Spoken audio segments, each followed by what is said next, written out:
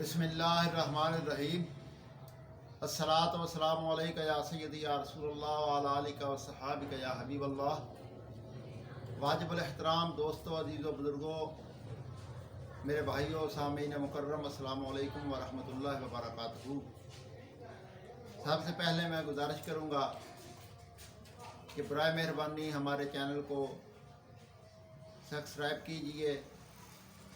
और वीडियो को लाइक कीजिए ताकि ये तबलीग का सिलसिला आगे बढ़ सके। गुजारिश ये है कि आज मैं अखबार में पढ़ा कि वफाकी वज़ीर मजहबी अमूर जनाब पीर नूरुल हक कादरी साहब ने वज़ीर आज़म पाकिस्तान से वज़ीर आज़म पाकिस्तान को आपने एक ख़त लिखा है, जिस ख़त में वज़ीर मजहबी अमूर नूरुल हक कादरी साहब ने तजवीज़ दी है कि 8 मार्च को यौम ख़वातीन के मौका पर यौम हिजाब मनाया जाए और जिस अंदाज से पहले 8 मार्च को ख़वातीन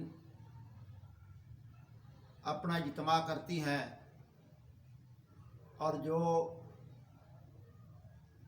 पिछले सालों में हो चुका है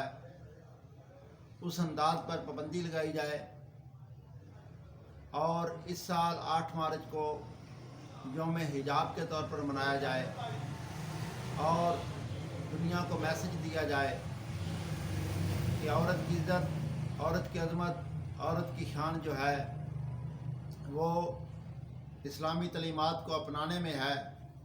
और जो इस्लाम ने औरत को मकाम दिया है वो कायनात में कोई और नहीं देता, ना दे सकता है। इसलिए मैं वज़ीर आज़म पाकिस्तान से गुजारिश करूँगा कि जो तजवीज़ वज़ीर मजहबी अमूर ने दी है इस तजवीज़ पर गौर फरमाएँ